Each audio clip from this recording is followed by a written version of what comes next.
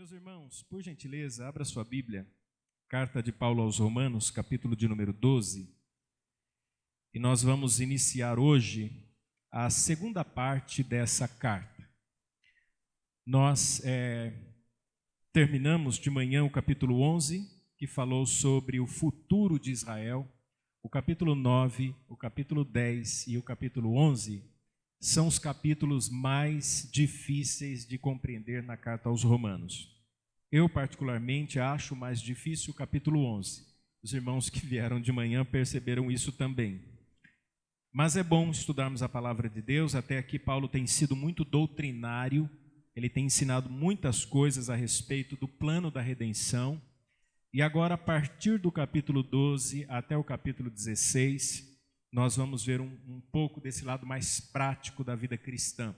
Tudo aquilo que nós aprendemos até o capítulo 11, como é que a gente coloca isso em prática? Então vamos ler o capítulo 12. Rogo-vos, pois, irmãos, pela compaixão de Deus, que apresenteis o vosso corpo em sacrifício vivo, santo e agradável a Deus, que é o vosso culto racional. E não vos conformeis com este mundo, mas transformai-vos pela renovação do vosso entendimento, para que experimenteis qual seja a boa, agradável e perfeita vontade de Deus. Porque pela graça que me é dada, digo a cada um dentre vós que não saiba mais do que convém saber, mas que saiba com temperança, conforme a medida da fé que Deus repartiu a cada um. Porque assim como em um corpo temos muitos membros, e nem todos os membros têm a mesma operação, assim nós que somos muitos, somos um só corpo em Cristo, mas individualmente somos membros uns dos outros. De modo que, tendo diferentes dons, segundo a graça que nos é dada, se é profecia, seja ela segundo a medida da fé, se é ministério, seja em ministrar, se é ensinar, haja dedicação ao ensino, ou o que exorta, use esse dom em exortar, o que reparte, faça-o com liberalidade, o que preside com cuidado e o que exercita misericórdia com alegria. Muito bem, até aqui o versículo 8, e nós vamos então falar um pouquinho sobre a importância dessa passagem da carta de Paulo aos Romanos. Vamos lembrar aqui que Paulo está escrevendo à igreja de Roma, talvez entre os anos 57 e 59 depois de Cristo. Paulo está na sua terceira viagem missionária. Ele já havia evangelizado praticamente todo o Mediterrâneo, estava na cidade de Corinto, e ele escreve essa carta porque agora Paulo quer alcançar os povos ainda não alcançados. O objetivo de Paulo ao escrever essa carta, embora ela tenha muita doutrina, não é doutrinário. O objetivo de Paulo é convencer a igreja de Roma a importância de se fazer missões. Ele quer pregar o evangelho na Espanha e ele precisa que a igreja dê recursos, dê subsídios para que ele possa realizar essa obra. Então, o que é que nós temos visto até o capítulo 11? Desde o início, o que é que nós aprendemos nestas 22 mensagens que nós já tivemos aqui nessa carta? Bom, primeiro nós aprendemos que o apóstolo Paulo é um grande missionário. Ele está preocupado em levar o evangelho aos povos não alcançados. Então a primeira lição que nós tiramos aqui da leitura de aos Romanos é o evangelismo. Nós temos que evangelizar. E quando eu digo evangelizar, eu não estou dizendo grupo de evangelismo, não estou falando de departamento de missões, não estou falando de agência missionária. Estou falando de vida missional. Aonde nós estamos e aquilo que nós fazemos deve ter o caráter evangelístico. Se você trabalha lá na empresa, você tem que falar do evangelho, né? Se você está na sua vizinhança com os seus amigos, você é testemunha de Jesus, você prega o evangelho. Na sua família, nos momentos em que você estiver reunido, você testemunha e prega o evangelho. Então nós não estamos preocupados com a questão missionária em departamento, mas com a igreja missional, com uma igreja que desempenha o papel que lhe cabe como uma igreja missionária.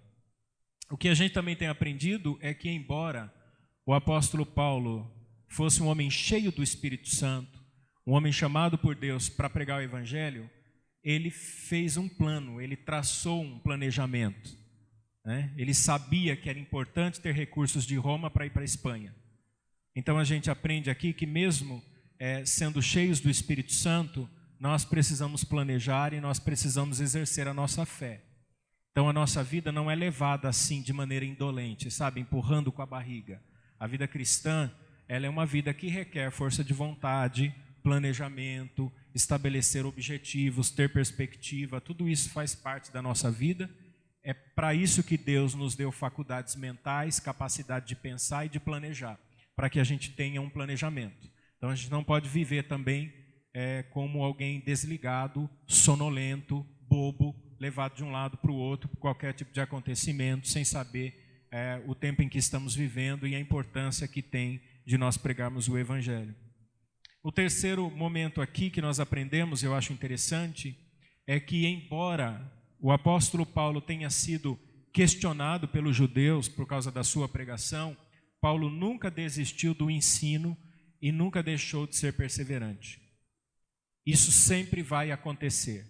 Nós vamos sofrer dois tipos de tensões, um interno e o outro externo. O interno, ele vem da própria comunidade. Nem todas as pessoas vão gostar do que está sendo feito. Eu não me iludo com isso. Nem todos vão aceitar as coisas como elas são. Então, as tensões internas são naturais. Ponto de vista diferente, conceito diferente, indagações elas surgem. Mas a gente não pode desanimar. Fora isso, existe a pressão externa. O mundo sempre vai tentar empurrar a igreja para o abismo, para a ribanceira. O mundo sempre vai dizer assim, olha, você é muito ortodoxo, você é muito retrógrado, né? Você é muito atrasado, você é muito conservador, você tem que mudar o seu jeito, você tem que se adaptar à cultura. E nós vamos aprender que a igreja, o evangelho, não se adapta à cultura, o evangelho produz uma nova cultura. Então nós vamos aprender isso também, porque cultura é fruto da convivência humana. Então a gente não pode pensar em entrar nos conceitos humanos e tentar achar que vai colocar o evangelho dentro da cabeça de cada um do jeitinho que ele pensa que deve ser. Isso não existe. O evangelho é transformador. Ele é quem muda a nossa vida e a partir daí ele produz uma nova cultura, que é a cultura do reino. E a gente também aprende aqui a importância da igreja ser admoestada e desafiada à generosidade. Veja que Paulo esperava que a igreja desse recursos para fazer missões. Esse é um ponto interessante que tem que ser tocado, porque às vezes a gente gosta do evangelho, gosta da igreja, gosta da seriedade, mas não põe a mão no bolso. Então também não faz a menor diferença, porque a vida cristã envolve todos os aspectos. Eu não posso falar assim, olha, Deus é tão bom que Ele me salvou, mas o meu dinheiro não tem nada a ver com isso. Paulo entende que tudo vem de Deus, portanto, a igreja deveria sim ser desafiada nesse sentido. Bom, como é então que ele começa? Vejam, meus irmãos, no verso 1, Paulo começa fazendo um pedido. É um pedido dele. Depois de tudo aquilo que ele ensinou, falou sobre o plano da redenção, e ele começa no verso 1 dizendo assim, rogo-vos, pois, irmãos, pela compaixão de Deus. Rogar é pedir com paixão, com fervor, com intensidade. Depois de tanto debater teologicamente, depois de tanto ensinar teologicamente, Paulo agora diz assim, irmãos, eu rogo a vocês, eu peço a vocês. Como ele faz esse pedido? Mediante a compaixão de Deus, mediante a misericórdia de Deus. A compaixão aqui diz respeito a tudo aquilo que Paulo vem falando desde o capítulo 1. São os atos salvadores de Deus ao longo da história. Ele disse assim, olha, todo mundo se perdeu em Adão, estávamos todos condenados ao inferno, Deus enviou Jesus Cristo, que é o cumprimento da promessa aos patriarcas, foi dito pelos profetas. Tudo isso que Deus fez ao longo da história são as misericórdias de Deus. É a compaixão de Deus. Então, por causa disso, eu rogo a vocês, prestem atenção em tudo que eu tenho dito até agora. Até o capítulo 11, até sobre Israel, sobre os judeus. Então eu rogo, eu clamo, eu peço a vocês. O que é que ele pede? Ele pede para que nós façamos alguma coisa. Mas façamos o quê? Veja o que ele diz. Apresenteis o vosso corpo em sacrifício vivo, santo e agradável a Deus. É óbvio que o apóstolo Paulo está empregando a imagem do culto do Antigo Testamento, porque o sacrifício a Deus é uma figura do Antigo Testamento. Ele é judeu cristão. Ele fala com os judeus, uma comunidade de judeus que havia em Roma, e ele diz assim: olha, apresentem. O que é apresentar? Naquela época eles levavam o animal perfeito, né? Um animal sem defeito. Aquele animal era apresentado a Deus. O corpo daquele animal era apresentado em sacrifício a Deus. Agora não precisa mais de animal. Ninguém precisa pegar um cordeiro e trazer para a igreja para a gente imolar. Não precisa fazer isso. Mas o que é que nós fazemos agora? Ele diz assim: apresentem o vosso corpo, o seu corpo, a sua vida, envolvendo o seu físico, toda a sua vida. Apresente isso em sacrifício a Deus. E aqui, meus irmãos, é importante lembrar da libação do sacrifício, que era derramado sobre o animal. A bebida, geralmente o vinho, era derramado sobre o animal, ou um azeite, e havia ali uma expressão de cheiro suave a Deus. Ou o animal era cortado em pedaços e queimado, e aquela fumaça subia como incenso às narinas de Deus. E o culto do Antigo Testamento entendia aquele cheiro do sacrifício perfeito como um cheiro suave, como um cheiro agradável a Deus, como um cheiro santo. E aí Paulo pega e diz assim: pegue o seu corpo, pegue a sua vida e ofereça a Deus, para que através de todo o seu trabalho haja um aroma agradável, um sacrifício vivo, santo e agradável a Deus. Faça isso com a sua vida. Não viva mais para si mesmo. O animal, ele era oferecido totalmente a Deus. Na vida cristã não existe dualismo. O meu corpo pertence à vida secular. A minha alma pertence a Deus. Com a minha alma eu adoro a Deus. Com o meu corpo eu vivo a vida nesse mundo. Isso não existe. Ou você vive para Deus, ou vive para si mesmo. Não é possível separar a alma do corpo. Antigamente nós falávamos assim: vamos ganhar almas para Jesus. Vamos ganhar pessoas, seres humanos. Nós não estamos aqui só em alma. Não estou pregando a várias almas. Nós somos pessoas. Então, totalmente a Deus. O animal era oferecido sem reservas. Ele morria para a vida dele. E ele era oferecido a Deus. Paulo está empregando a mesma linguagem. Morram para a vida de vocês. Morram para as ambições de vocês. Morra para os desejos desenfreados que vocês têm. Morra para as paixões mundanas. Morram para este mundo. Então não existe vida secular. Vida santa trabalho santo é do pastor, que ele prega na igreja. O meu trabalho é secular, porque eu trabalho numa empresa, eu não sou pastor. Não tem nada a ver. Martinho Lutero dizia que é santo o ofício do padre quanto do homem que ordenha uma vaca. Então, se você trabalha como mecânico, como pintor, como pedreiro, como engenheiro, como médico, como policial, é tão santo o seu trabalho quanto o meu ofício pastoral. Porque Deus é glorificado no que você faz, como é glorificado no que eu faço. Então não existe isso. É por isso que eu dou testemunho no meu trabalho, é por isso que eu dou testemunho na minha casa, é por isso que eu dou testemunho cristão aonde Deus me colocou. Então nós nos apresentamos, esse agora é o pedido de Paulo.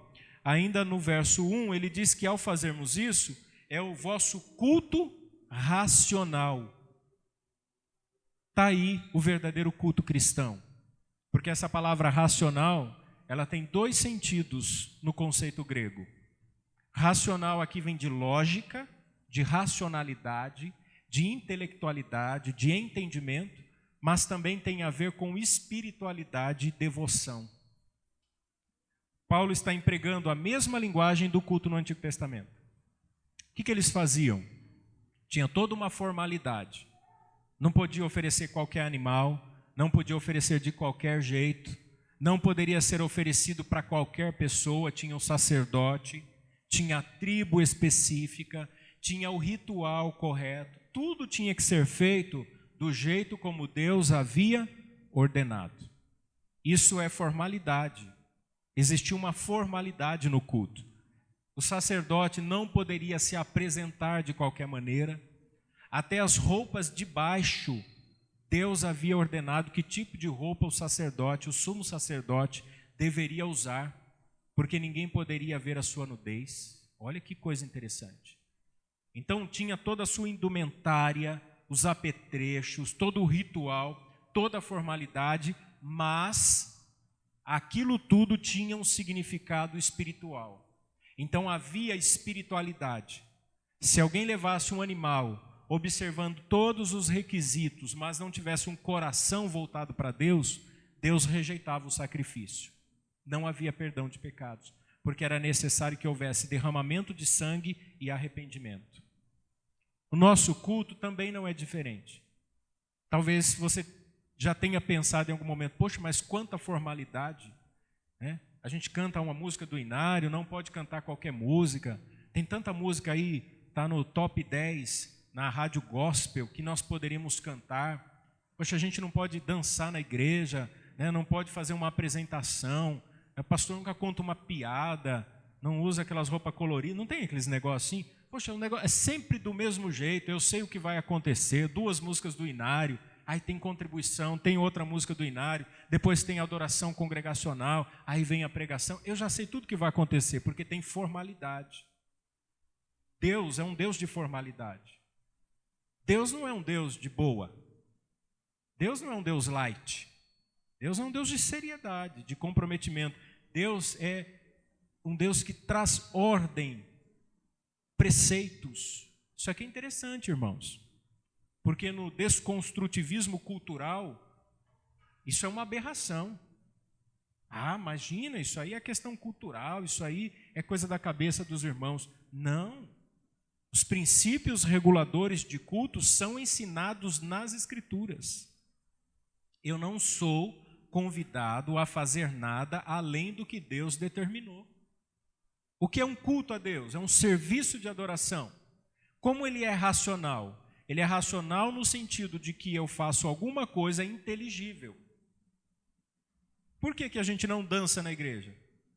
Porque nós entendemos que a coreografia não é congregacional e não é inteligível. Então, se eu ficar aqui na frente fazendo um gesto, você pode até achar bonito, mas você não vai entender o que significa aqueles movimentos. Vocês perceberam? É como alguém fala assim, olha, eu sou um ótimo cantor, eu quero cantar uma música diferente aqui na igreja. Aí vem aqui, pega o microfone para cantar. Ah, irmãos, eu estou lançando um CD e canta, e fica todo mundo como se estivesse num show. Mas a igreja não veio para assistir o pastor Luiz cantar. A igreja veio cantar a Deus. É um culto. Estou dizendo que a gente não possa fazer um show. Pode fazer um evento com teatro, com dança, não tem problema. Mas culto público tem elementos que o regulam.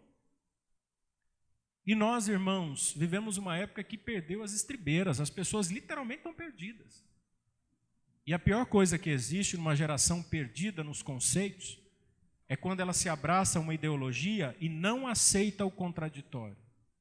Eu já entrei em muito debate com muito pastor, com muito crente, e eu percebi que a pessoa não estava nem um pouco interessada em debater à luz das Escrituras, mas a partir dos seus próprios achismos.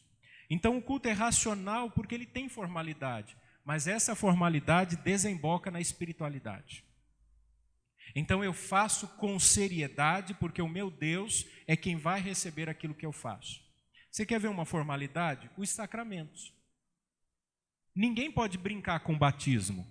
Eu sei que tem igreja que fez até toboágua, fez gracinha para batismo. Eu vi gente aí descendo tudo de uma vez só no toboágua e mergulhando para batizar de uma vez só. Mas a gente não pode fazer essas coisas. Uma igreja no Nordeste decidiu não mais tomar ceia com pão e vinho, porque são elementos daquela época do conceito judaico. Lá eles iam comer açaí. Eu fiquei pensando, você muda a formalidade do sacramento, perde o sentido do símbolo. Então Deus é um Deus que nos estabelece princípios que regulam, e aí o culto se torna claro, objetível e voltado para a vida prática. Então ninguém tem que ficar preocupado em gostar do culto. Nossa, o culto hoje foi uma bênção porque eu me arrepiei, ou o culto hoje foi uma bênção porque, nossa, eu senti uma unção assim, ó, queimar de cima e baixo. Já viu gente dizer assim? O culto foi uma bênção porque eu chorei. O culto foi uma bênção porque o pastor hoje estava numa unção. Não, irmãos, o culto é uma bênção quando a palavra de Deus é exposta e tem mudança de vida. Porque não adianta nada a gente vir aqui chorar, se arrepiar, achar que está pegando fogo e sair daqui e viver uma vida totalmente fora da palavra de Deus. Então a palavra de Deus nos instrui para que nós, ao sairmos daqui, consigamos dar continuidade a esse culto racional. E aí Paulo então dá uma ordem, ele fez o pedido, ele dá uma ordem. Entenderam tudo isso? Sim. Então qual é a ordem? Agora ele diz no verso 2, não vos conformeis com este mundo. Vejam, primeiro ele trata o contexto da igreja, do culto a Deus. Agora ele diz, olha, quando vocês forem para fora desse contexto de culto, não se conformem com este mundo. Não aceitem ser moldados por este mundo. Essa palavra aqui tem a ver com forma, dar forma. E ela pode ser de duas maneiras, contraindo ou expandindo. O mundo aqui é o sistema, a maneira de pensar secular, sem Deus, que se gerencia sem a palavra de Deus. O mundo lá fora, os valores anticristãos. Nós não podemos nos amoldar, nos conformar, tomar a forma. Pense aqui na massa de um bolo. Como que você faz o bolo? Prepara a massa, coloca dentro de uma forma. Aí você leva no fogo, a temperatura do fogo faz expandir aquela massa e ela preenche a forma. Você pode também pensar em amoldar contraindo. Você usa 44, compra uma calça jeans 42 e você diz assim, essa calça vai caber em mim. E você deita na cama e puxa para um lado e puxa para o outro. Tem gente que sabe o que eu estou dizendo aqui, principalmente quando a gente começa a engordar e não tem condição de comprar uma roupa nova. Não, é essa calça que eu tenho, é com essa roupa que eu vou para a igreja. E aí você faz o quê? Você comprime o seu corpo. Então, o mundo tem um sistema de pensamento, um sistema que predomina ideologicamente. Se você permitir que os valores sem Deus entrem na sua vida, você vai ter uma espécie de laceamento mental. E você começa a expandir e você diz assim, eu sou um crente mente aberta. Uma vez conversando com uma pessoa evangélica, ela falando da igreja dela, que é uma igreja bem para frente, bem contemporânea, ela disse assim, a minha igreja não é como a igreja de vocês, né, que pensa que a minha igreja, ela foca o mundo, ela pensa mais no mundo. Não entendi muito bem o que ela quis dizer com isso. Talvez com a ideia de que nós somos abertos para todo tipo de gente, vocês querem mudança nas pessoas, né? Acho que é isso que ela quis dizer. Então a gente vai se expandindo, vai aceitando como normal. Ou você vai retraindo, comprimindo. Então você fala assim, olha, casamento entre homem e mulher. Aí a teologia liberal diz que o verdadeiro amor cristão não é o amor nos moldes afetivos da nossa sociedade, mas que o verdadeiro amor coloca de lado os preconceitos. E aí você pensa, mas você sabe que isso faz sentido? Aí você já não vê mais homem e mulher, você fala assim, o que tem? Nasceu assim, deixa os dois homens casarem, deixa as duas mulheres casarem. Ou se não, separa mesmo, casa de novo, não deu certo, é incompatível. Separa de novo e casa com outro. Ou, mas a Bíblia não define o que é casamento, então, se casamento não é muito bem definido, se é no civil, se é o religioso, porque cada cultura tem um jeito de celebrar casamento, então o sexo não pode estar atrelado. Então vamos viver na lascívia, na prática sexual. E tem muito jovem assim. Ele vem na igreja, sai do culto, vai para a balada, vai para o motel e na outra semana toma ceia de novo. Os irmãos pensam que não. E assim tem muita gente vivendo num ciclo pecaminoso porque a mente foi contraindo, foi retraindo. Você vai absorvendo valores e vai se conformando com este mundo. Para nós não aceitarmos isso, é necessário que alguma coisa aconteça. E aí o apóstolo Paulo diz assim: mas transformai-vos pela renovação do vosso entendimento. Transformar aqui é literalmente metamorfose. Paulo sabe que a vida cristã, ela é progressiva, ela é lenta, mas ela é ascendente. Você vai progressivamente, vagarosamente, vai crescendo, vai aprendendo, mas você vai indo para o céu. João Calvino dizia que a santificação é um estado que aponta para a glorificação. Quando eu vejo alguém se santificando, ou quando eu me santifico, é um sinal de que eu quero ser glorificado. Eu estou buscando esse estado de glorificação. É por isso que nós temos que ser transformados pela renovação do nosso entendimento. Renovar aqui é ressignificar os conceitos. Você veio de um padrão. Você tinha uma crença, você tinha os seus valores, sua família. Você via o mundo à sua volta de uma maneira. Agora você vê pelas lentes do Evangelho. Não importa mais o que eu acho. Não importa mais as minhas opiniões. O que eu quero saber é o que diz a palavra de Deus a respeito disso. Não importa nem a minha sinceridade, nem a minha sensibilidade, nem a minha honestidade. O que importa é o que Deus quer. Eu fiz errado, mas eu fui sincero no que eu fiz. Mas é pecado do mesmo jeito. Tem gente sincera que vai para o inferno do mesmo jeito. Vocês acham que um idólatra, alguém que adora uma imagem de escultura, ele faz aquilo só por ignorância? Ele é sincero. Aliás, tem gente que é muito mais devoto e muito mais honesto na sua devoção do que um cristão que conhece o Evangelho. Tem gente que reza muito mais, tem gente que vai na procissão, guarda o dia santo, vai na missa todo domingo, participa da Eucaristia, fez a catequese. Tem gente que deixa os crentes no chinelo e dá uma lição de moral católica para muitos crentes. São pessoas sinceras.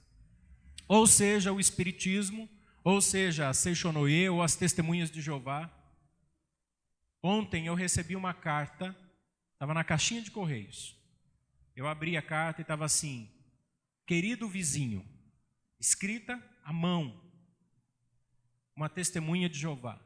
Ela escreveu, uma pessoa amanuense, ela fez um manuscrito mesmo, escreveu uma folha dos dois lados, falando da importância da religião dela e se colocando à disposição para conversar pessoalmente com o vizinho. E fiquei imaginando o compromisso que uma pessoa dessa tem. Ela comprou o envelope, ela comprou a folha, ela escreveu de punho e ela se dispôs a estar pessoalmente caso eu tivesse interesse em conversar com ela sobre a religião. É ou não é mais sincera e mais trabalhadora do que muitos de nós? Veja bem, o que é que nós temos feito pela causa do Evangelho nos últimos meses da nossa vida? Então, meus irmãos, a questão não é a sinceridade, a questão é a renovação do entendimento. É ressignificar, é reorientar os nossos conceitos com base nos valores do reino de Deus. É exatamente isso que Paulo vai ensinar. E como é que a gente sabe disso? Como que a gente entende a vontade de Deus? É o que ele vai dizer ainda no versículo. Para que experimenteis qual seja a boa, agradável e perfeita vontade de Deus. Pastor, quer dizer então que a gente não sabe a vontade de Deus? Não é isso que Paulo está dizendo. Nós temos os preceitos de Deus, que é a sua vontade revelada. Tudo aquilo que Deus nos orienta nas Escrituras é a vontade de Deus revelada a nós. Então eu não preciso orar para determinadas coisas, porque eu já sei qual é a vontade de Deus. Uma irmã chegou para nós uma vez e falou assim, não é que tem essa igreja, viu? Falou assim, eu estou orando para Deus levar o meu marido, porque eu quero casar com outra pessoa. Você acredita nisso?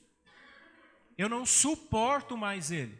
Só que se eu me separar dele para casar com outro, eu vou estar em adultério. Então, orando, e tem mais, ela disse para nós, Deus levantou uma profetisa e disse que até o final desse ano ele leva o meu marido. Glória a Deus. Isso não faz sentido. Quem vai orar por um absurdo desse? Então, nós temos os preceitos revelados de Deus e a gente já sabe que a gente tem que orar, que nós temos que ler as Escrituras, que nós temos que cuidar da nossa família, zelar pelo nosso nome. A gente sabe disso. Só que à medida em que nós nos santificamos, renovamos a nossa mente à luz da palavra de Deus, Paulo diz assim: vocês vão experimentar a boa, agradável e perfeita vontade de Deus. Aqui Paulo está falando sobre uma vontade oculta. Dentro do plano maior, do plano da redenção, Deus tem uma vontade específica para cada um de nós, a vontade individual, essa vontade relacional. Como é que eu vou descobrir a vontade de Deus para a minha vida? Quando eu começo a renovar a minha mente através das Escrituras. E aí Paulo vai nos dar uma grande lição que vai servir de orientação, é o farol que vai nos guiar aqui em meio às turbulências dessa vida. Veja, a primeira orientação de Paulo é sobre como os cristãos devem pensar de si mesmos. Verso 3. Porque pela graça que me é dada, digo a cada um dentre vós. Paulo começa dizendo da mesma maneira que ele disse no capítulo 1, no versículo 5. Quando ele escreveu sobre a graça que lhe foi dada, ele falou: sou apóstolo entre os gentios. Hoje de manhã, falando sobre o mistério que Deus deu a Paulo, quando ele revelou o futuro de Israel, ele disse assim: não quero que ignoreis este mistério. Pela graça que me foi dada, ou seja, eu sou apóstolo e eu estou trazendo uma revelação para vocês. Os apóstolos assumiram esse protagonismo profético. São os apóstolos que assumem o papel dos profetas do Antigo Testamento.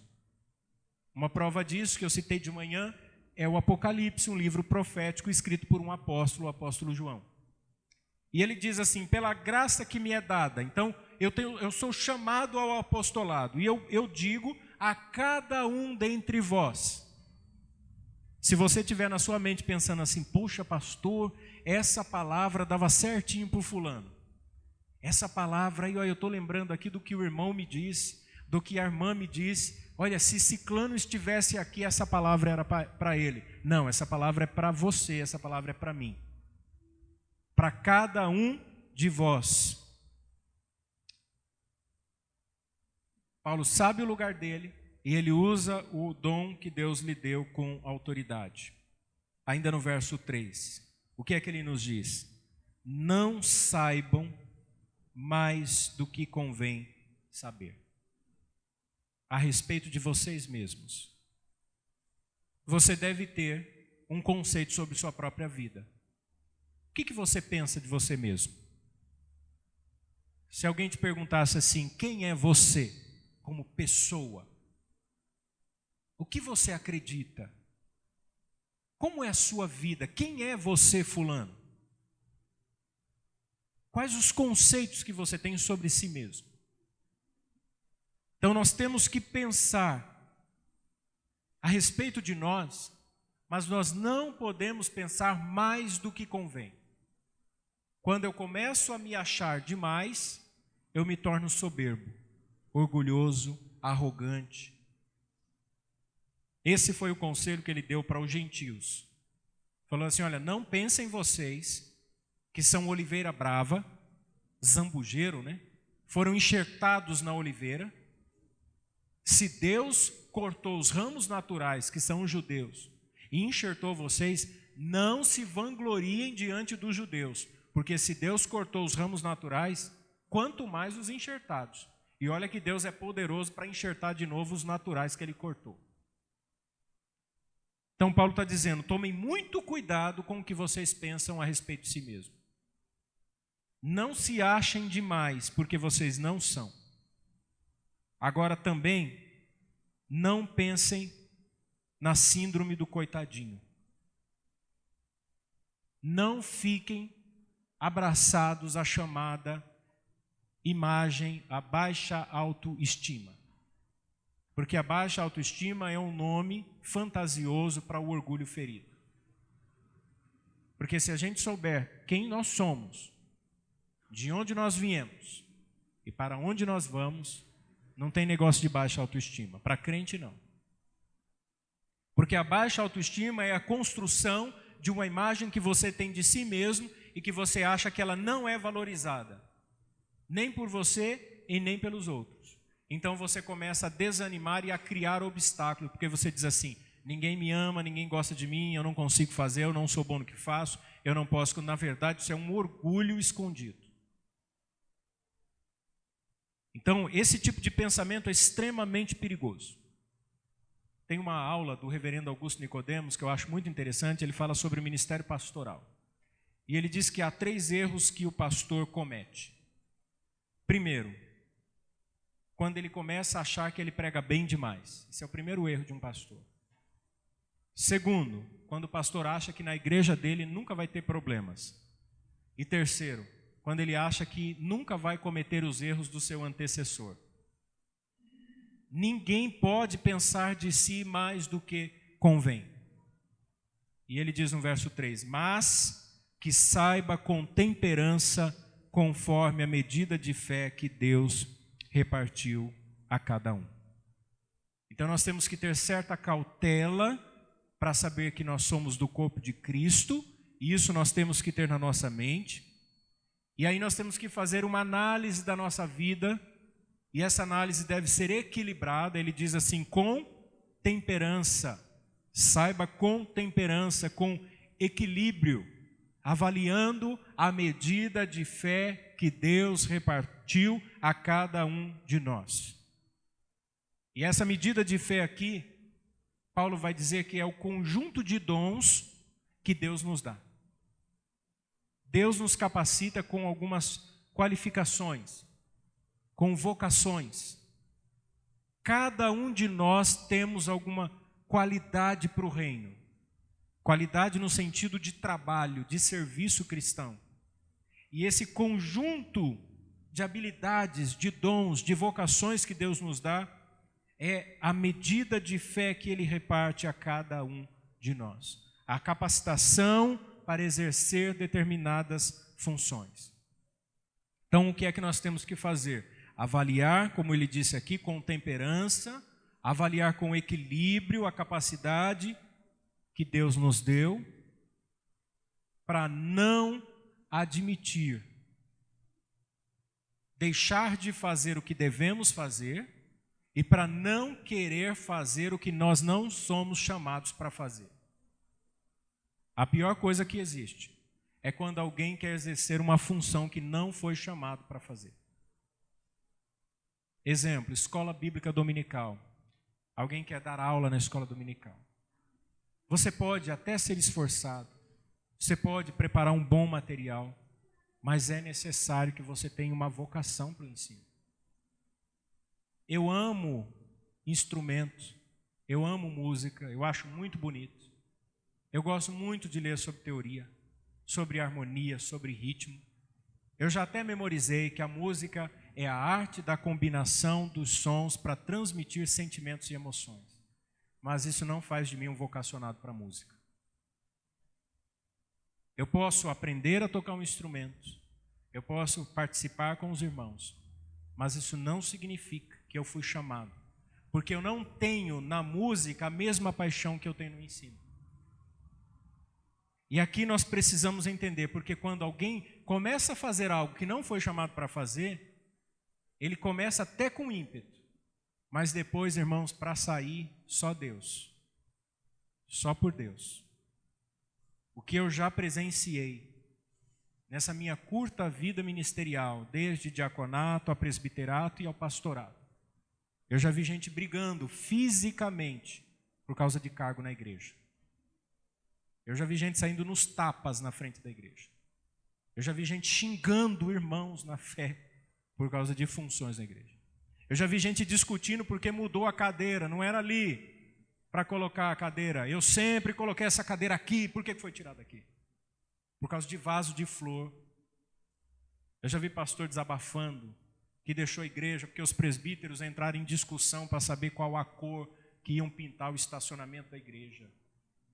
O pastor disse, eu tenho coisas melhores para fazer do que ficar brigando com o presbítero. Eu já ouvi de presbíteros no púlpito da igreja dizendo assim: irmãos, eu era um ótimo diácono. A pior coisa que eu fiz na minha vida foi aceitar o presbiterato. A família dele saiu da igreja por causa do cargo dele. A vida dele virou um inferno, porque eles não foram chamados para esse exercício. E tem gente que tem chamado, mas ele diz: eu não quero fazer. Eu não sou capacitado para fazer. Então se capacite. Porque é tão pecado querer fazer uma coisa que Deus não chamou, quanto não aceitar o reconhecimento da igreja de uma vocação que Deus te deu. De repente alguém toca, canta ou prega, e a igreja reconhece e diz assim: irmão, você tem o dom do ensino. Olha, você tem o dom da música para tocar, para servir na diaconia. Você é um ótimo presbítero. A pessoa diz assim: não, imagina, eu não sou nada não. Sou só um miserável, um pecador, um trapo imundo. Glorifique a Deus, reconheça o chamado de Deus. Não precisa pensar além do que convém, mas precisa reconhecer. Eu aprendi no início do presbiterato que eu só seria pastor se a igreja reconhecesse o chamado antes de encaminhar o documento para o presbitério. Aliás, os documentos só foram encaminhados porque eu recebi a proposta dessa igreja, que não tinha nada a ver com a igreja onde eu congregava. Mas eu trabalhava como auxiliar do pastor, visitando, orando com a igreja, ensinando a igreja, cuidando das partes administrativas, ajudando na liderança da igreja, quando eu recebi o conselho de Campinas lá na minha casa para conversar e fazer uma proposta. Nunca precisei correr atrás, mas também nunca rejeitei quando me disseram assim: olha, o conselho gostaria que você assumisse a secretaria, ou que você cuidasse da escola dominical, ou que você atuasse com jovens. Porque eu sempre entendi, irmãos, que Deus é quem nos capacita. E é exatamente o que Paulo está dizendo aqui. Servir com gratidão, com reconhecimento, com alegria e buscar sempre a glória de Deus. E aí Paulo, então, ele nos encoraja a usarmos os dons para a glória de Deus, verso 6 ao verso 8. E ele diz, verso 6, de modo que, tendo diferentes dons, segundo a graça que nos é dada. Vejam, existem pessoas diferentes e não inferiores. Cada um de nós temos diferentes dons. Não há uma hierarquia. Olha, o meu dom é para servir na diaconia, mas o meu dom está abaixo de quem serve na regência do presbiterato. Não, isso não existe. O meu dom é para servir na limpeza da igreja. Nós temos irmãos que sempre que são convocados, outros que voluntariamente, sem ser da junta diaconal, sem ter cargo na igreja, dizem assim: pastor, eu gostaria de ajudar na limpeza. Também tem muitas pessoas que poderiam ajudar, mas se vê uma vassoura, passa longe. Uma vez o irmão falou para mim assim: pastor, você não deveria varrer, pastor. E eu sempre, irmãos, aprendi isso. Tem vários amigos, pastores, que eu nunca vi com uma vassoura na mão. E se eu falar isso, eles vão ficar horrorizados. Vai falar: jamais, jamais. Uma vassoura, na vassoura eu não pego. Sou pastor. Não tem igreja que é assim? Olha, a vaga aqui é do pastor. Não coloca o carro aqui. Fui pregar numa igreja e tinha umas cadeiras assim na frente. Quando eu passei, o diácono correu atrás. Para! O pastor tem que estacionar aqui. Falei: nossa, que coisa, né? Lá na igreja onde eu pastorei, só estaciona na frente quem chega primeiro. Mas tem esses pensamentos de que, não, fulano limpou o banheiro. Deus me livre, eu vou limpar o banheiro? Não limpo nem da minha casa. Vou limpar o banheiro da igreja, os irmãos fazem xixi lá, faz número 2. Né? Mas é um serviço. E se ninguém fizer? Às vezes tem gente que fala assim: tem cabelo no chão, tem não sei o quê, mas pode ajudar a limpar? Não. Eu só tenho o dom da observação. Todos nós temos alguma qualificação. Eu descobri, por exemplo, que tem uma irmã da nossa igreja que é habilidosa para fazer artes no computador. Muito tempo eu fiquei fazendo no CorelDRAW, depois venceu o programa, eu não tinha mais como trabalhar, e aí eu descobri que a irmã ama fazer isso. E olha, irmãos, eu posso passar para elas informações, 2, 3, 4 horas depois ela me manda no e-mail, está pronto. E o marido dela disse assim: pastor, ela tem uma alegria em fazer isso que o senhor não faz ideia. Serviço. Nós temos um irmão que vai publicar as pregações no canal do YouTube. Precisa editar, precisa colocar o áudio com a imagem, precisa ter uma internet boa, tem o tempo para subir no canal, precisa ter um dia disponível para isso. Agora descobrimos que tem mais um irmão aí que está ajudando e traz o computador de casa para captar o áudio, para depois enviar por e-mail. Quando nós tínhamos o boletim, nós tínhamos uma irmã que fazia o boletim, eu mandava as informações, é que agora, por causa do Covid, contamina, né? Então não fica mais trocando as coisas de mão em mão. Mas todo mundo trabalhando. Tem irmãos que amam, fala assim: olha, vai arrecadar alimentos. Já recebemos na nossa casa irmãos com compra, porta-mala do carro cheio. Pastor, eu fiz essa compra para doar para a igreja, ou para o pastor, ou para o projeto. É sempre assim. Tem gente que não dá um tostão na igreja, mas tem gente que não falha todo mês. Não gasta mais do que pode. Tem gente que é tão dedicado às contribuições aos dízimos, que eu tenho convicção, já falei isso para o Fábio, não compra mais do que pode pagar, porque se preocupa com a contribuição. Eu tenho certeza disso. E eu não estou falando de gente que faz um mês ou outro, eu estou aqui há quase 6 anos, e se você vê a lista de irmãos que são exímios contribuintes, é impressionante. E não é gente rica, e não é gente que tem mais dinheiro do que outros. É gente disciplinada, é gente que prioriza. E que se não fossem esses irmãos, já tinha fechado as portas. Com certeza já tinha fechado. E aí a comunidade usufrui. Então vejam, cada um é chamado, e Paulo vai detalhar isso, porque nós somos chamados para servir. E aqui, meus irmãos, é tão maravilhoso e tão glorioso o ensino de Paulo, que ele vai falar sobre os dons. Veja, quais então são os dons que Deus nos dá?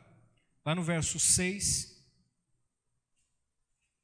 ele vai citar uma lista de dons que não são exaustivos, ele não tem o objetivo de falar todos os dons, não é esse o objetivo dele.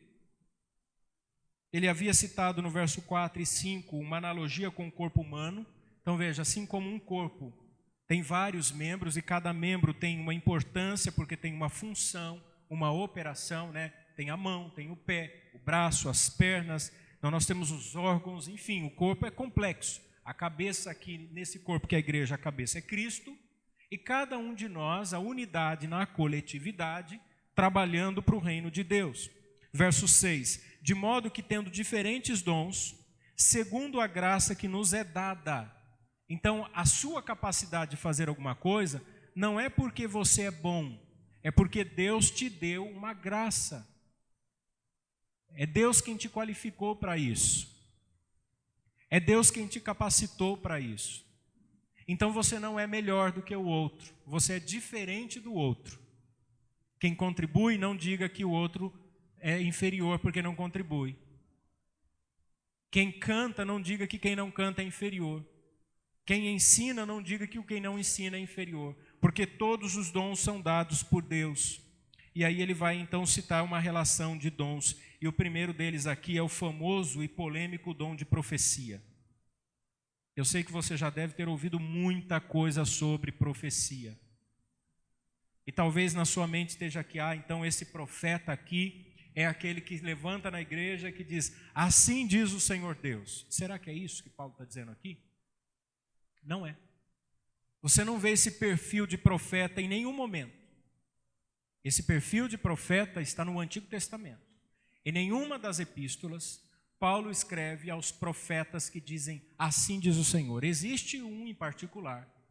Não estou dizendo que Deus não vá revelar alguma coisa a alguém, mas esse não é o padrão, chamado Ágabo.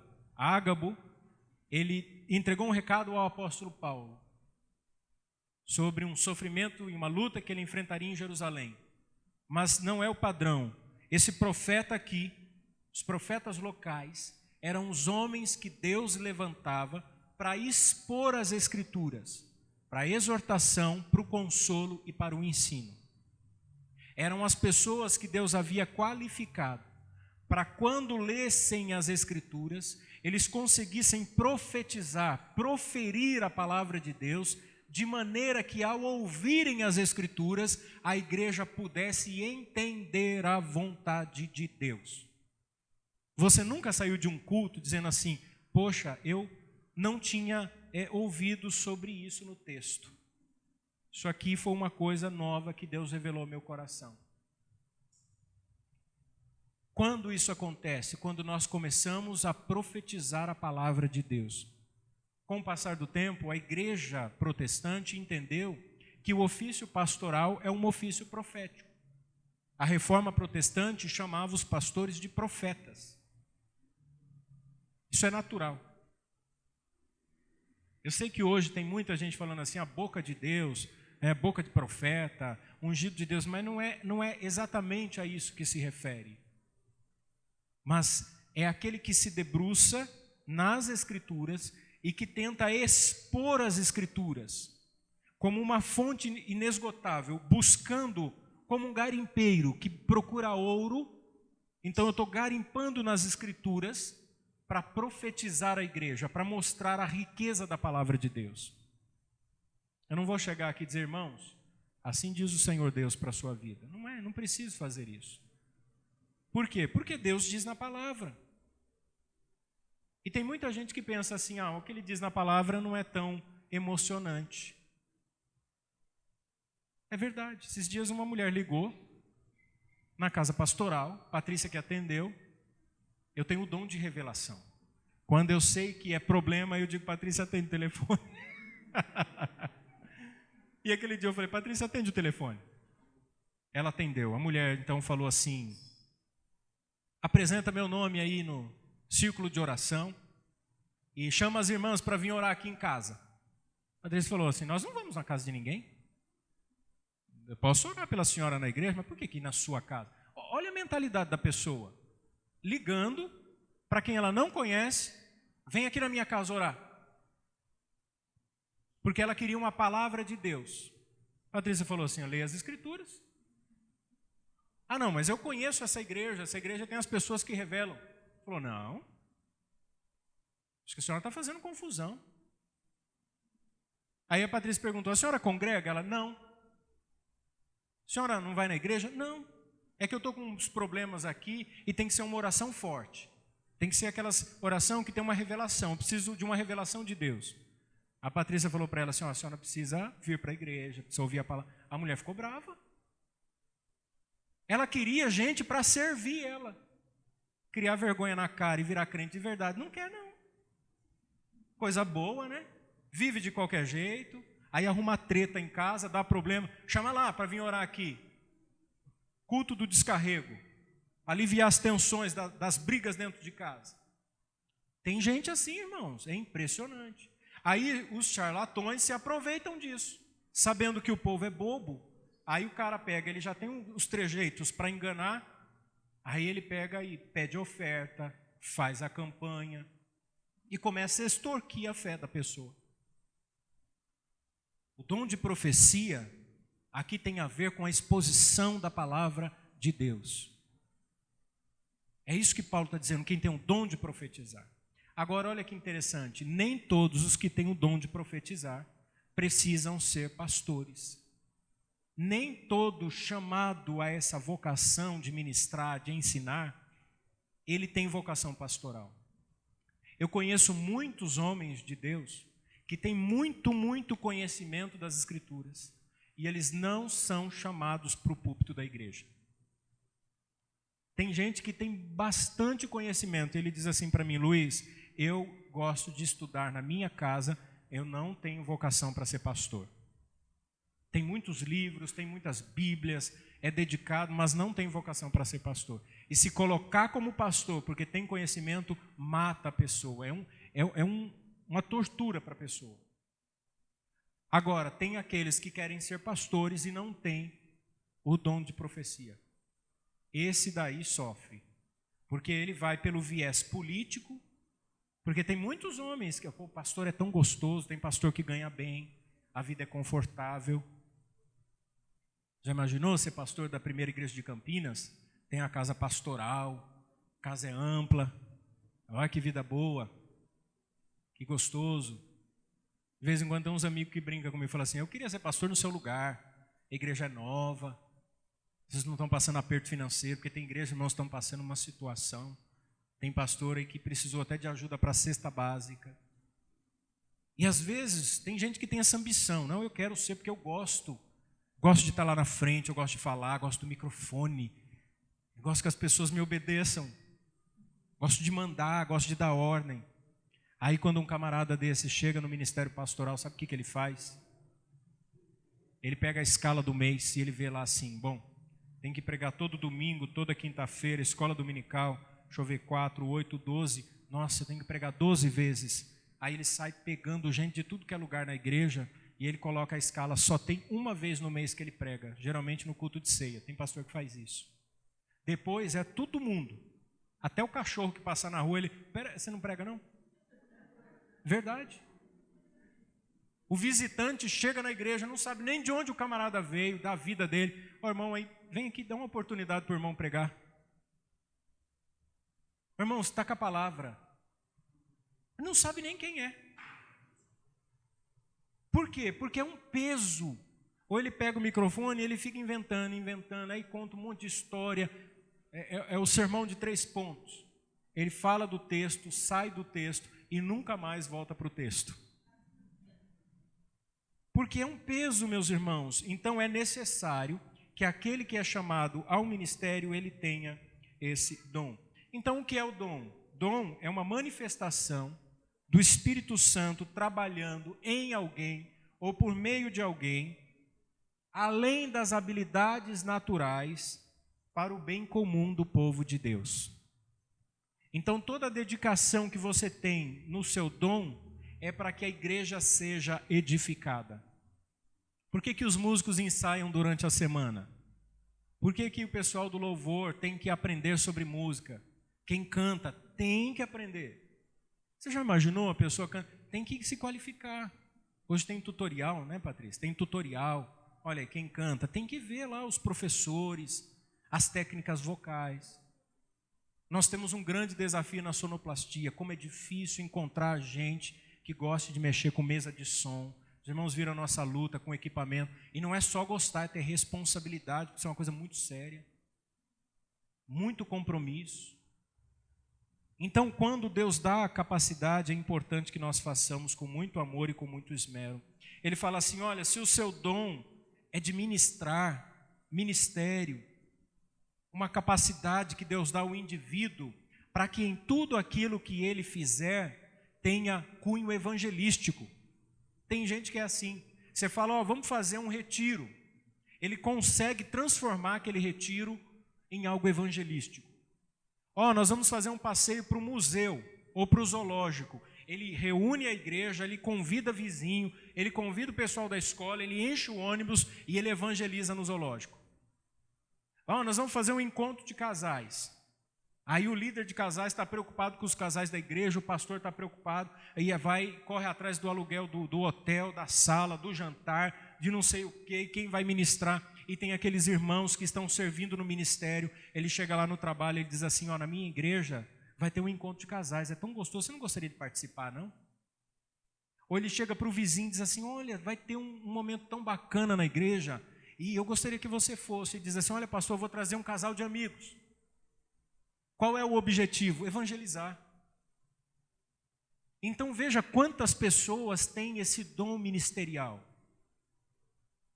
Esse ministério da reconciliação, convidando pessoas, falando do reino de Deus, falando do amor de Deus. E não precisa de cargo para isso. Não precisa ter óleo sobre a cabeça de ninguém, não precisa ser ungido a nada. Tem que ser crente, tem que ser chamado por Deus e tem que entender o chamado de Deus. Tem aquele que tem o dom do ensino. Se é ensinar, haja dedicação ao ensino. Aqui é uma habilidade, uma capacidade que Deus dá a uma pessoa para que ela encontre prazer na área do ensino. Para que ela encontre prazer ao estudar. Porque o estudar é uma coisa muito interessante. Orar é muito mais difícil do que estudar. Porque estudar pode se tornar prazeroso pelo hábito.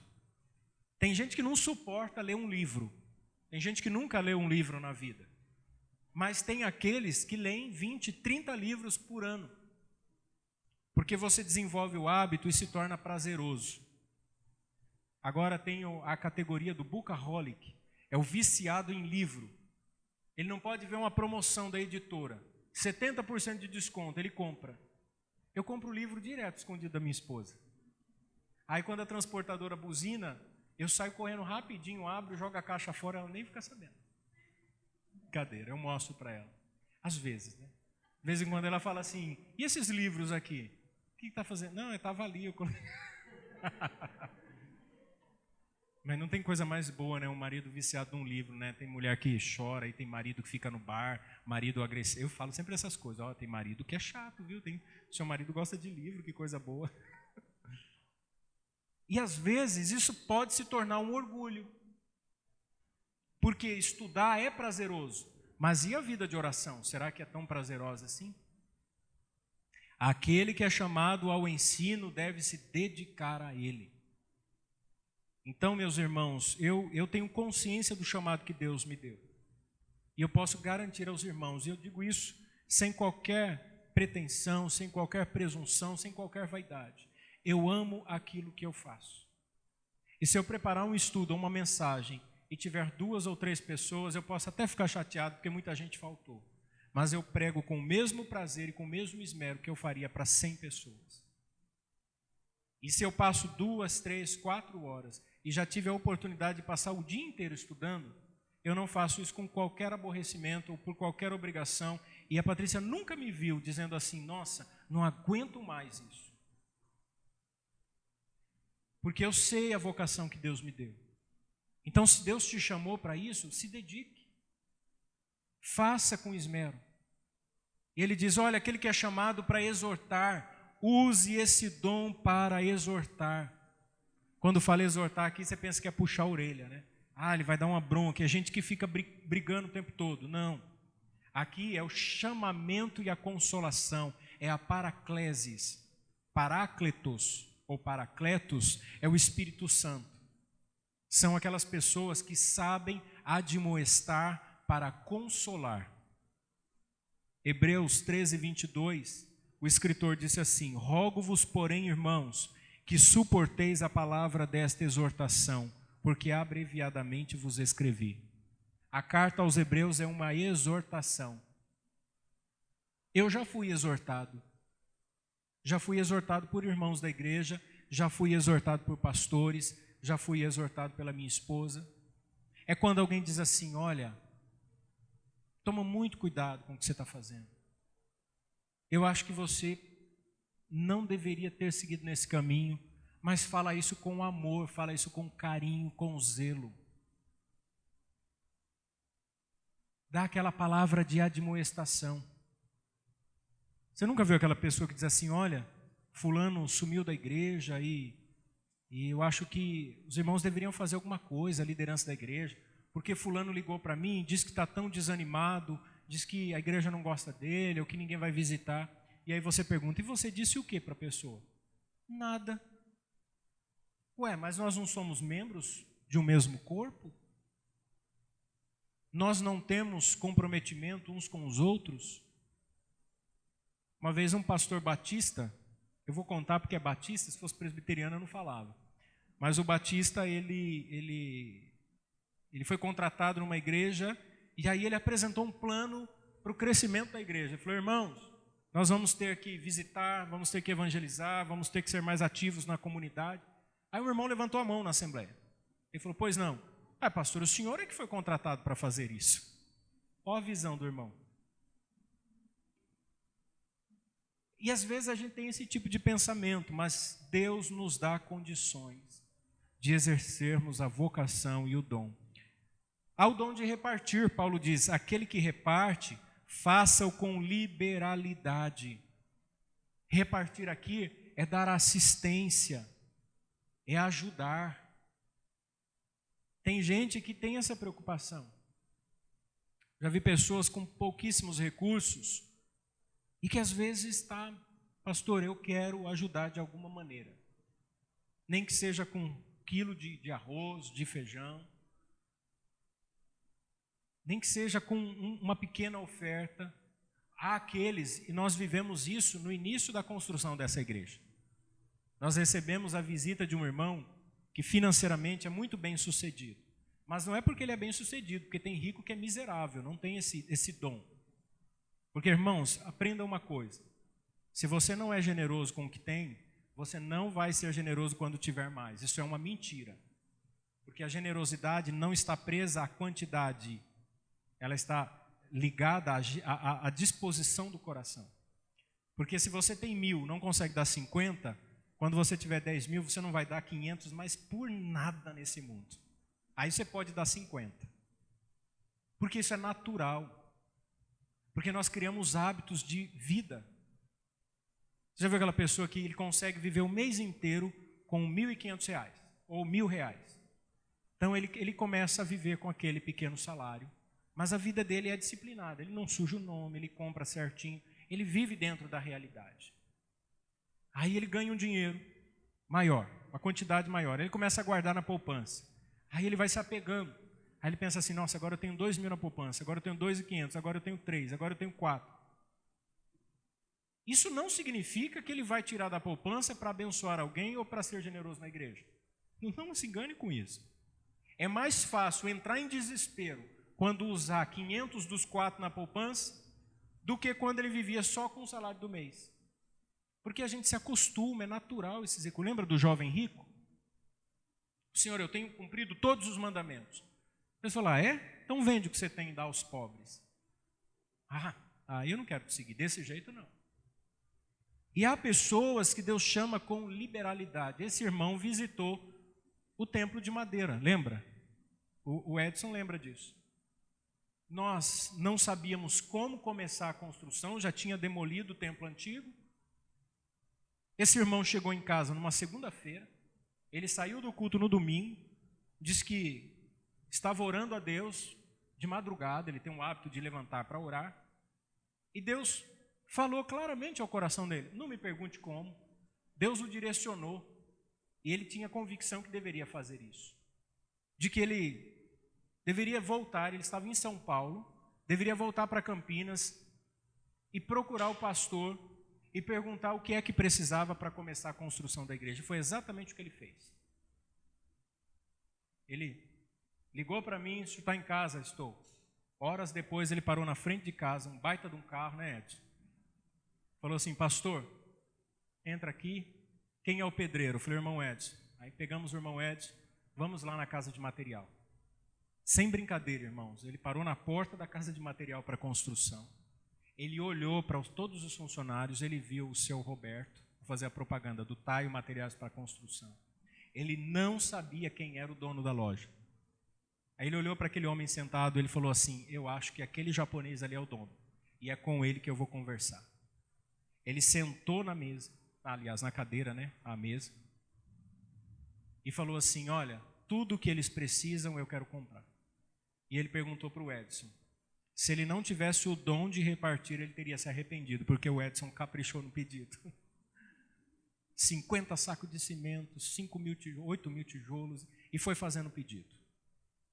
E foi o pontapé inicial. Não faltou nada até o dia da inauguração.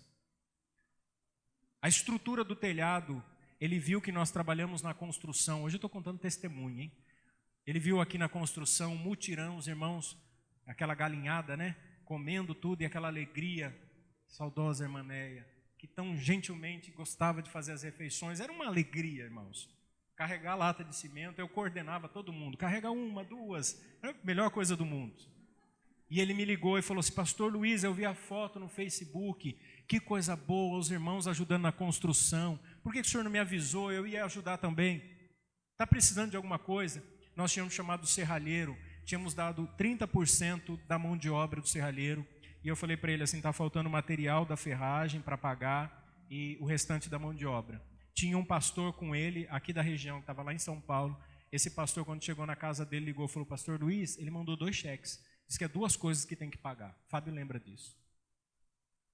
Quantas experiências nós vivemos. Eu lembro que ele colocou a gente no carro. E aí ele falou assim, agora nós vamos num lugar para comer uma coisa que eu gosto demais. Eu olhei para o Edson e falei, nossa, agora a gente tira a barriga da miséria. Porque rico para comer o que gosta muito, deve ser uma coisa assim, vamos para o melhor restaurante de Campinas. O Edson falou, vamos. Ele olhou para a gente e falou assim, pão com manteiga na chapa. Eu falei assim, rapaz, pobre come isso todo dia. Mas rico sente vontade, porque ele não come isso sempre, né? A gente, quando é predestinado a sofrer. Mas há quem tenha o dom de repartir, é generoso, é bondoso. E aí Paulo diz, aquele que preside, faça-o com cuidado. Dom para orientar, para conduzir, a habilidade dada por Deus para supervisionar várias atividades. Às vezes alguém está fazendo uma tarefa e ele sabe exatamente como deve ser realizada aquela tarefa. Presidir. Na construção, toda vez que tinha um mutirão, o Edson já falava assim, ó, vai fazer um mutirão, hein? Só que tem uns 10 pedreiros aqui, mas eu é que vou liderar, porque senão, irmãos, pensa numa bagunça. Cada um quer fazer de um jeito. Cada um tem um jeito de rebocar, cada um tem um jeito de chapiscar. Tem uns que pegam uma colher de pedreiro desse tamanho, joga o chapisco, vai lá em cima. Tem uns que já mais devagarzinho, senta o tijolo de um jeito. Então tem que ter uma liderança. E sempre deu certo. De vez em quando saía briga, né? Mas é aquela briga que depois todo mundo se reconciliava. Mas foi um tempo muito bom, muito gostoso e que Deus nos ensinou demais. E sempre teve assim, irmãos que lideravam na limpeza, liderava o Cido cuidando da parte de marcenaria, um na pintura, o outro na ferragem, e assim Deus foi conduzindo toda essa obra. E por último aqui, o dom da misericórdia. O que exercita misericórdia, faça com alegria. Essa é a pessoa que Deus chama e dá a capacidade para confortar aqueles que passam por momentos de necessidade ou que enfrentam algum tipo de desgraça. Tem gente que fala assim, olha, pastor, eu amo demais a família de fulano, mas eu não quero ir no velório. Eu não consigo, pastor, ir no velório. Isso acontece. Tem gente que diz assim, nossa, eu quero ajudar muito, se eu puder ajudar a comprar um remédio ou fazer uma compra, mas eu não gostaria de ir lá no hospital. Eu não sei o que falar para a pessoa. Tem isso. Agora, tem aqueles que são dotados desse dom de misericórdia. Sabe falar a palavra certa no momento certo. Porque se você não falar com amor, com zelo, você acaba machucando mais ainda a pessoa. Lembra de Jó? Jó tinha um monte de amigos e nenhum deles tinha o dom da misericórdia. Jó estava numa desgraça terrível. Doente, perdeu a família, sentado em cacos, cheio de cinza, bereba pelo corpo. Um amigo chegou e falou assim, rapaz, confessa seu pecado logo. Não foi? Outro falou assim, alguma coisa está acontecendo, precisa ver, precisa investigar isso aí. Tem gente que é assim. A pessoa já está sofrendo e fala, será que não tem uma maldição na sua família? Será que isso não é uma maldição hereditária? Será que não fizeram um trabalho de macumba para você? Ou a pessoa está com uma patologia lá, de repente está com diabetes lá em cima, está doente, está precisando de cuidado, está precisando de carinho. Alguém chega e fala assim, fica comendo doce, você vai morrer desse jeito. Mas não é chamado para isso. Ou vai visitar uma pessoa no hospital. Você já imaginou? Nesse período que a gente está vivendo, alguém que não tem o dom da misericórdia, chega no hospital, lá no leito, o irmão lá, precisando de cuidado, e diz assim, rapaz, cuidado que se você pegar Covid aqui, você vai ser entubado, hein? Não tem o semancol. Mas Deus sempre tem na comunidade, na convivência cristã, os irmãos que são dotados com esse dom. E aqui, meus irmãos, como eu disse, não é exaustivo isso. Cada um Deus chama para um dom e você deve exercê-lo, porque à medida em que você exerce o seu dom, você vai descobrir a vontade de Deus para a sua vida. Deus te chamou para alguma coisa, faça aquilo que Deus te chamou para fazer. E quando você for trabalhando, você vai crescendo, você vai renovando a sua mente e você vai sendo transformado cada vez mais. Transformação aqui tem a ver com a metamorfose. Pensa na borboleta. Pensa, pode usar essa figura, que ela serve muito bem para esse contexto aqui. A borboleta é transformada dentro de um casulo. A nossa vida é como esse casulo. Sabia que tem um ponto dourado no casulo, é chamado de crisos, de onde vem no grego a palavra crise. É esse processo de transformação. Olha só que legal. É dentro desses momentos de crise da nossa vida que Deus vai nos transformando, ressignificando, reorientando. Pense no que você tem vivido, as oportunidades que estão vindo nas suas mãos. A Bíblia diz assim: tudo que vier em mãos para fazer, faça conforme as tuas forças. Porque para a sepultura onde vais, não há obra e nem trabalho. E eu concluo então dizendo o seguinte: primeiro, nós devemos compreender que o culto a Deus não está restrito no ambiente do culto público. O que nós fazemos aqui nessa noite deve continuar sendo feito na nossa casa, no nosso trabalho, na nossa vida diária. Segundo, nós vivemos em um mundo que tenta sequestrar a nossa mente, gerando em nós sentimentos que não são compatíveis com o Evangelho. Então nós não temos que viver conforme o mundo, mas nós temos que ser transformados pela renovação do nosso entendimento. Terceiro, tenhamos um conceito equilibrado e saudável a respeito de nós mesmos. Nós somos pecadores? Sim. Nós somos falhos? Sim. Mas nós somos filhos de Deus, nós somos justificados, nós não estamos mais condenados, nós estamos num processo de santificação. E é assim que a gente tem que viver. Em último lugar, vamos usar as capacidades e dons que Deus nos tem dado no exercício natural da vida cristã. Isso é importante. Muitas vezes, nós ficamos desejosos de dons miraculosos, dons sobrenaturais, quando na verdade o próprio Deus já nos capacitou para vivermos uma vida que glorifica a Ele através dos dons naturais. Para que um dom miraculoso se eu não uso nem os dons naturais? Tem gente que é assim, ele quer que Deus use ele para levantar um paralítico, mas ele nunca ora por um gripado. Ele quer que Deus use ele para fazer coisas extraordinárias, mas ele não faz o básico da vida cristã. Não faz o simples, o beabá da vida cristã, né? O ABC. Portanto, meus irmãos, sejamos dedicados e sigamos essa nova vida e nos consagrando a Deus para que Ele cumpra em nós o seu propósito. Vamos orar? Gostaria que você ficasse em pé.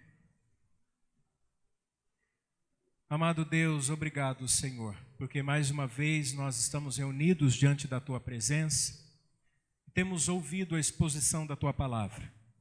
Nós já crescemos muito na doutrina que há contida no Evangelho que o Senhor deu através de Paulo, que é a carta aos Romanos.